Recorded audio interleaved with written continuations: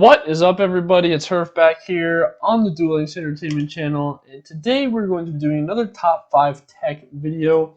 It's been a while since we've done this series, so I just want to give you guys an insight as to what's in the meta, what's good, why it's good, useful matchups, what decks are using it, that sort of thing. So we'll start left to right here with Artifact Lancia.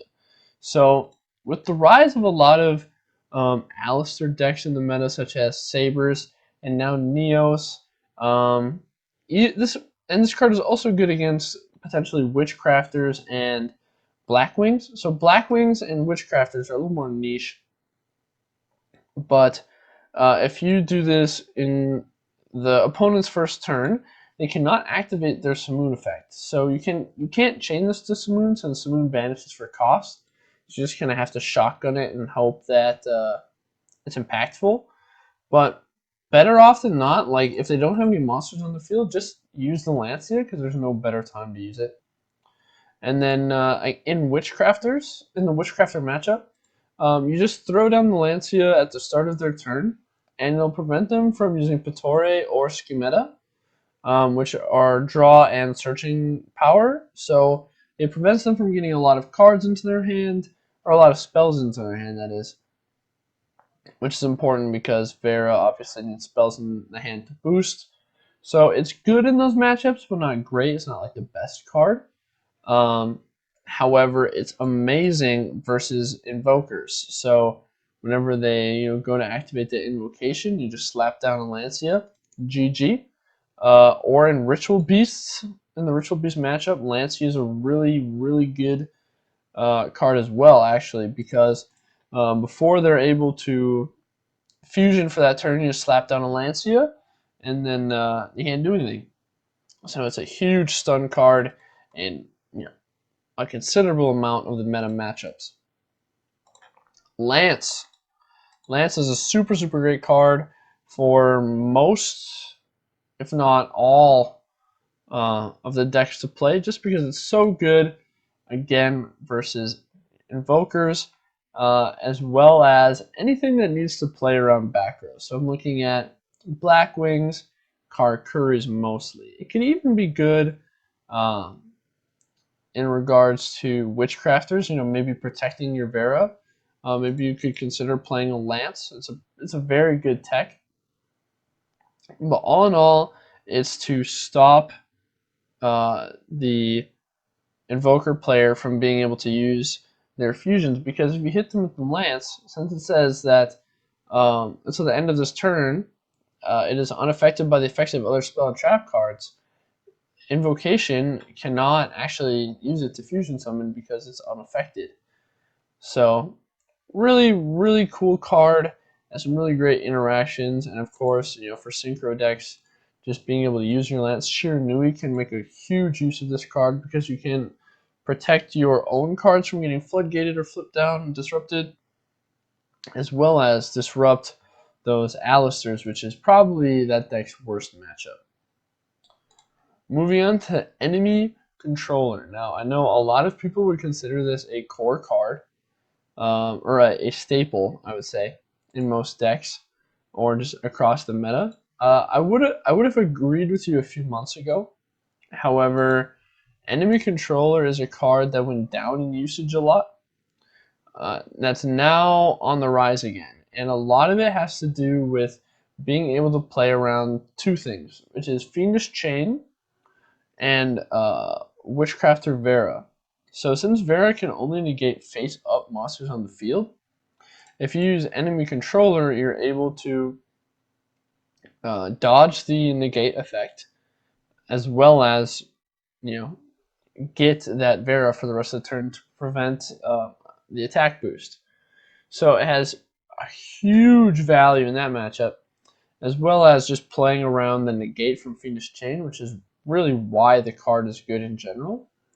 So the decks that can use this are getting slimmer and slimmer. I think this is the most useful in Sabers, because Sabers have a hard time with Witchcrafters, and if you econ take using an Alistair, you can still go into a lot of plays because you'll have your invocation in hand and you can use the Alistair that you just tributed in the grave to go into a fusion, so you don't really ever pay the cost of tributing. I mean, you pay it, but it doesn't really affect you that much.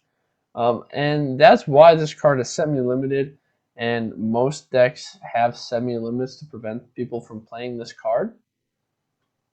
Think of, I mean, not many other decks in the meta actually don't have semi-limits, so Sabers are really the only deck that can abuse, like really abuse this. I mean, I guess you could say Witchcrafters could, although I do definitely think this is weaker for Witchcrafters because most of the monsters that you have on your end board you want to keep there.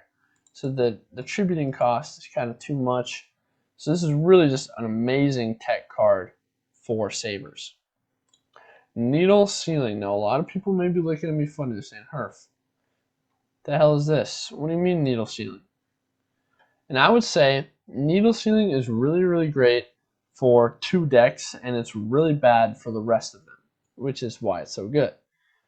It's amazing in Shiranui and Neos, and any other deck absolutely gets pooped on by this card.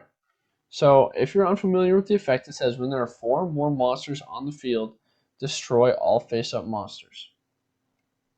So it's really, really good for Shiranui because even if stuff is sent to the graveyard, they're able to reuse it. And it's really good for Neos because Neos can protect itself. You can potentially get rid of a floodgated monster. Or not get rid of a floodgated monster, my bad. Get rid of a fiendish chained monster. And if Neos opens this card and they have, say just a good opening hand, or let's say you open Keeper plus Needle Sealing, you're going to have 2 monsters on the field plus a set Needle Sealing with a Neos that can protect itself, right? So let's say the important matchups, the most important matchup would probably be Black Wings for this. So they, every single turn essentially, or their first turn, they're going to go into 3 monsters. So this card will almost always be live against Black Wings. And if they don't, then the matchup is pretty free for you in the next turn. So it really punishes decks that go all in. Say Karakuri is another excellent example. Karakuri are going to play all their cards, and you just Needle Sealing in the battle phase. They have to scoop. They have literally no follow-up against the Needle Sealing, except maybe if they have a Sand Destroyer. But all in all, amazing. Amazing, amazing, amazing card for Neos and Shiranui to play. Now, Karma Cut. It just became available in a mini box, and it's probably one of the best traps in the game right now. I mean, you have your typical staples like your Floodgates or Canadias. We just talked about Needle Sealing, I think is really great right now. You got Divine Wrath, Ultimate Providence. But Karma Cut is probably one of the most widely usable trap cards in the game.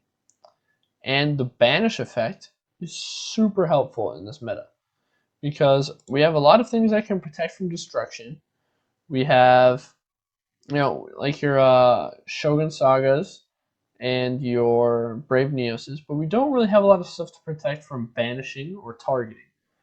So this will really punish decks that have that as a weakness. So Shiranui put out their level 10, Karma Cut it, GG, no re, right? You can hit the Brave Neos with a Karma Cut, absolutely destroyed it, because Neos Fusion only protects from destruction. You hit them with a Karma Cut, and they don't really have anything left. But all in all, pretty much every deck can play it. Is the other reason this card is so good.